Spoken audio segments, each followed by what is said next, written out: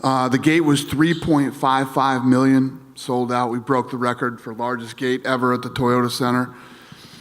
The attendance was 17,401. Giles and Krause won fight of the night, and Batista and Chaos won 50,000. Everybody won 50,000. Who's got the first question? Dana, it ended up being a fantastic event, but of course, the discussion afterwards is all about the main event and the scoring. Right. And was it a good score? Was it a bad score? Can you give us your thoughts on how you scored it and just what you think about the result overall? The scoring was all over the map. So Joe Silva, the former matchmaker here, had it a draw. Kevin Ioli hit me up. He had Jones 3-2. Going into the last round, I had Dominic Reyes 3-1 going into the last round. My kids are terrorizing me that the fix is in and how can this happen, Dad? Reyes won that fight. And the list goes on and on of people that are reaching out to me. So it's not like there's this landslide of people saying, you know, there was a robbery or whatever. People have it all over the place. But the reality is, who gives a shit? We're not judges. None of us are judges. The judges called the fight, and that's that. And as far as, you know, the judging and the reffing tonight, do I think it was perfect? I do not. I think that we need to do some work down here. You know, I think that Mark Ratner and Hunter Campbell, you know, have to work with these guys, and they don't do a lot of big fights down here.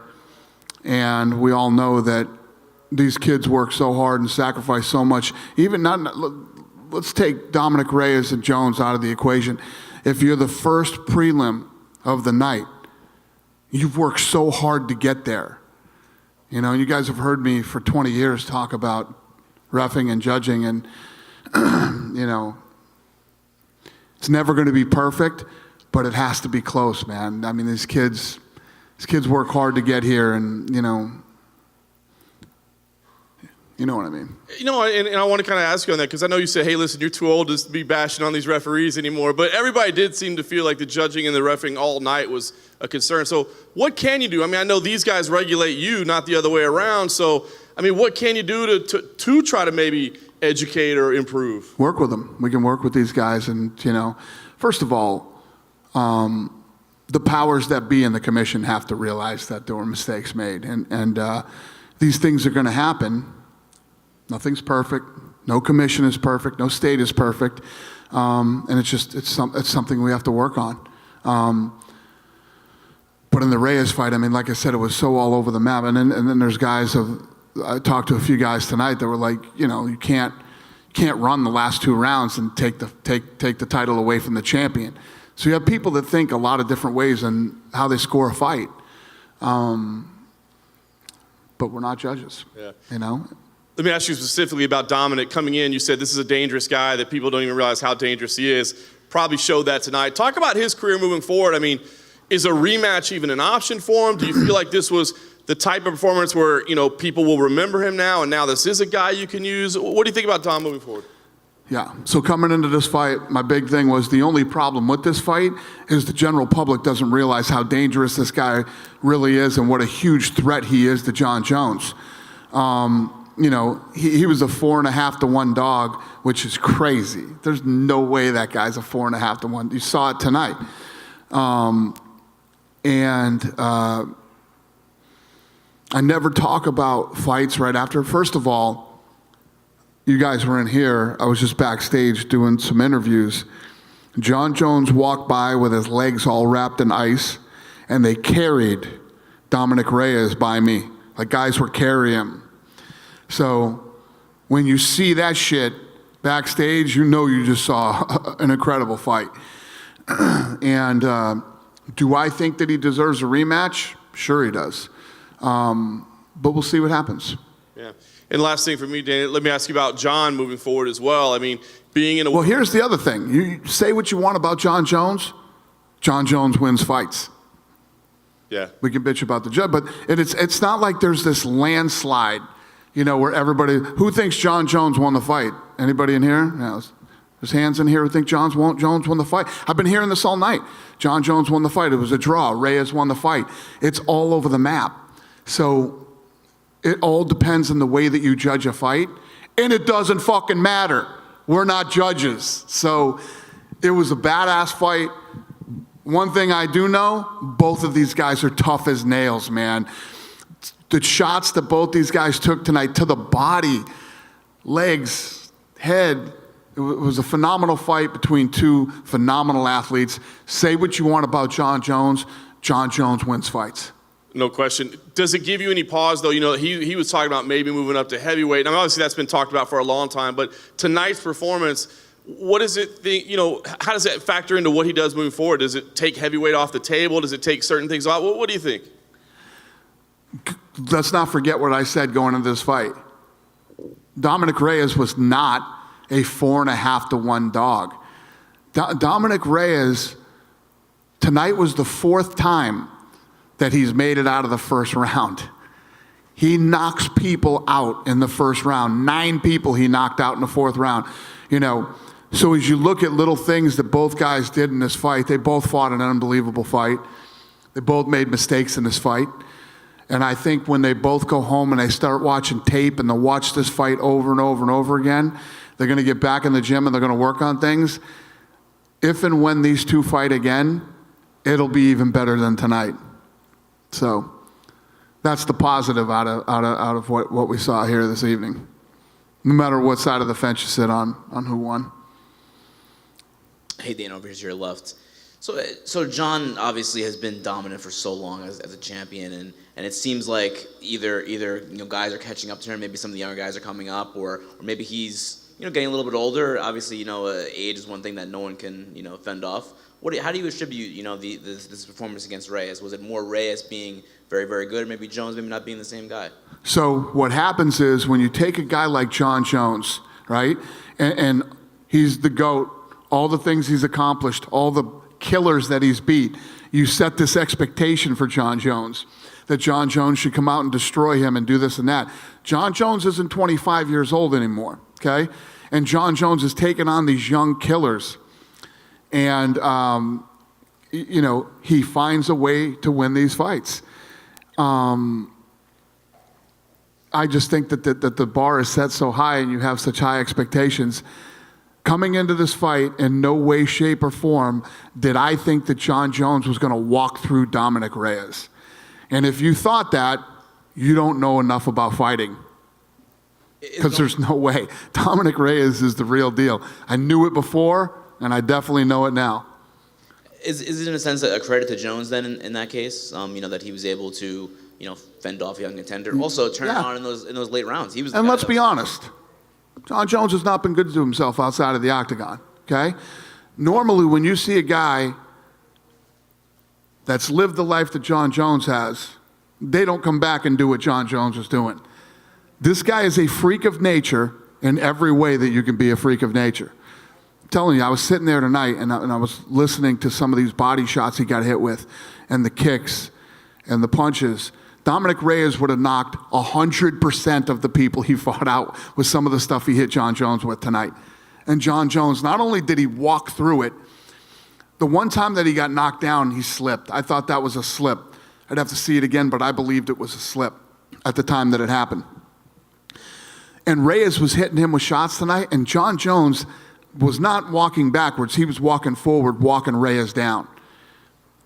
He's a bad boy, man. Just want to ask quick about Valentina.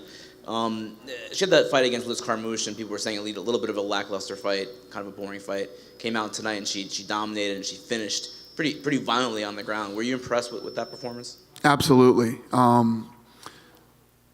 She's so awesome. She's such a professional and such a good human being on top of it. But at the end of the day, man, she's a gangster. That woman is an absolute gangster. When you got a gun tattooed on your hip, you are somebody not to be fucked with. You know what I'm saying? So, yeah, she's so impressive, and she looks so good tonight, and I look forward to seeing her next fight. One more thing from me. Why was it so important for you guys to honor Kobe Bryant tonight? What's the question? Why was it so important for you guys to honor Kobe Bryant? Well, this was our first event since it happened, and a lot of people probably don't know this, but Kobe Bryant was an investor in this company here, which is a sponsor of the UFC, and he was also an investor in the UFC. What's crazy is, you guys heard me talk about what an amazing year 2019 was for the company. Massive year for the company, 2019. So Kobe Bryant actually got a distribution the Wednesday before this happened. And he was so pumped and so excited. And basically he said what everybody says when they invest in something and it does really well. He's like, damn, I wish I invested more. But he was a friend of the company. He was a friend of the sport. And he was a good guy in every way that you can be a good guy. And, so I don't know. I hope I answered your question. Huh? Yeah, yeah. He was pumped, man. He's bummed out that he didn't invest more money into the UFC, but, he did all right. He did pretty good. So, not only was this guy a great basketball player, he won an Oscar, he was an investor too, and he made some pretty good investments for an athlete. You know what I mean? They don't always make the best decisions with their money, but Kobe Bryant did. So you spoke to him only a few days before the accident. Yeah. Did that trip you out a lot when you heard the news of what happened? I literally couldn't believe it for an hour. And then once it really started pouring in, it was crazy. Yeah. Thanks, Dana. I had somebody who was a huge fan of his that, her husband was like the biggest Kobe Bryant fan, and Kobe was supposed to come in on Tuesday and sign a jersey for him. Yeah, on Tuesday. So. Hey, Dana.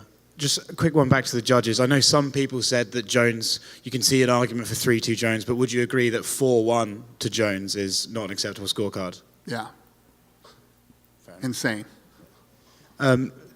Also, Derek Lewis tonight, he looked good. I mean, obviously, there's a lot of time he spent underneath Latifi, but he showed some high kicks, he showed flying knees. I just wanted to get your take on his performance. Who's that? Derek Lewis? Oh, yeah. Hey, listen, I knew when he walked out, the place was going to go crazy. This town loves him, and he came out to perform for his crowd tonight, man. He sure did. Yeah. Who in here ever thought they'd see Derek Lewis throw a flying knee? Not me. It's pretty cool. And obviously your next event is Israel Adesanya versus Yoel Romero. I just wanted to get a quick take. What was going through your mind when Yoel stood up yesterday at the press conference and sort of started marching over to Izzy? So many of you know this, but I have problems hearing. I don't hear well. I don't hear out of this ear at all, and I have a real loud ringing. So I have trouble hearing as it is. Then when you have an accent, like you, sir, I have trouble understanding the words. I can tell. Yeah, I have trouble understanding the words. So I have a lot of trouble hearing. So I couldn't tell if he was pissed off or if they were just talking or whatever. So I get nervous thinking, when they got up to shake each other's hands, then he's doing backflips. And yeah, I was completely, just trying to make sure these two didn't get in a fight. Since he did that backflip and splits and all that, the reaction to it online has been like, oh my God. Now you've seen the reaction to that press conference. Any talk of it, or maybe Romero shouldn't have got the shot? Is that gone now? Are you sure this is the perfect fight to make right now? Oh, listen, from day one, from when Adesanya wanted it, I have so much respect for the guy. Nobody wants to fight this guy, and you ask any of the fighters, interview the guys who have fought him. They say when they hit him, it hurts them. And this sounds weird, but if you touch this guy's like a piece of iron. It's the craziest thing ever. And Adesanya wants to fight him. How do you not respect it? I love it. And out of all the fights that we have lined up this year and fights that can be made off fights that are lined up this year, the fight that I am the most excited about this year is Weili Zhang versus Joanna Jędrzejczyk. I'm so excited for this fight, man. And, that's the co-main event. So it's going to be a very fun card. Yeah, speaking of the card, and last one from me, tonight the full card was listed, and there's no Jared Cannonier on there, and I know the Till fight is sort of maybe being worked on. Is Jared possibly still involved in that card, or is he off that card now? I have no idea. Off the top of my head right here, right now, I don't know the answer to that question. Would you use him as a backup in case Romero has weight issues like he has in the past? Who, Till? No, Cannonier. Oh, Cannonier? Or Yeah. Till. Yeah. Okay. Yes. Cool. Cheers, Dana. Thank you. Dana right here.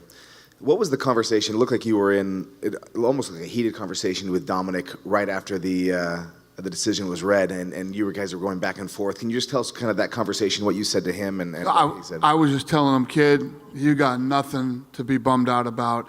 That was one hell of a fight, and you just put yourself in a really good position. Obviously it's so hard to talk to a kid that loses a fight like that. But that was an unbelievable performance. That's basically what we were talking about. Did you His have corner was asking me, come on, how'd you have that scored and whatever. And I'm like, guys, who gives a shit how I had it scored? It doesn't matter. I'm not a judge. And every time you go out there, and I said this tonight when Laura Sanko came back into my room and interviewed me, but, when these guys go out, Dominic Reyes is fighting John Jones, and John Jones is fighting Dominic Reyes, and they're both fighting the judges too. I don't know how many more times I can say it. It's just like, if you think these guys are incapable of judging a fight, then do everything in your power to take it out of their hands. Talk a little bit about James Krause. Did you have a chance to talk to him after the fight yet? And I did. Just your thoughts and how that conversation went. So he was super upset. He felt like he could have won that fight. And I said, you know what, kid, it doesn't matter. You're such a stud. I have so much respect for the fact that you came here to corner and you took this fight weight class up, didn't train, all those other. I said, but let's never do this again. I'm gonna write him a nice check, and and he won fight of the night. So financially, it worked out for him. But did you guys see him tonight? I mean, he's lumped up, and he was in a dogfight. And I was saying, the end of the second round, when he was getting up off the canvas at the end of the second round, I said, I bet he wishes he was cornering right now. But I got nothing but respect for him, man. Thank you. Dana right here.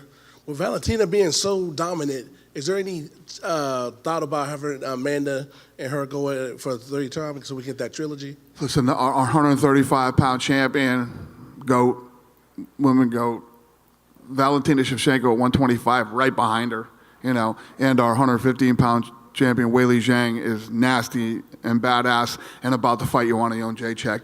I think there's a lot of things you could do with the three of them, but I like the idea of them staying in their division right now and doing their thing. We'll see what happens in the future. Are you tempted to put John in a super fight, either wherever happens with Izzy and Yoel or with Stipe or whoever, since he's basically cleared out the division? Have they been back here yet? No. When you see him walk in here, and when you see Reyes walk in here, if they do, they might even have been transported. You don't even talk to them about fighting or think about fighting. What's next? You let these guys go home, be with their families, heal up, and, we'll talk about that later. Hey, you've been watching the sport way longer than me.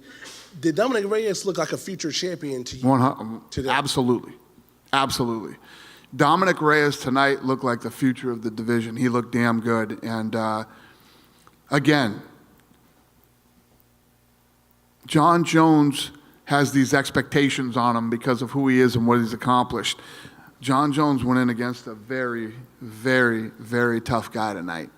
And John found a way to win. We good?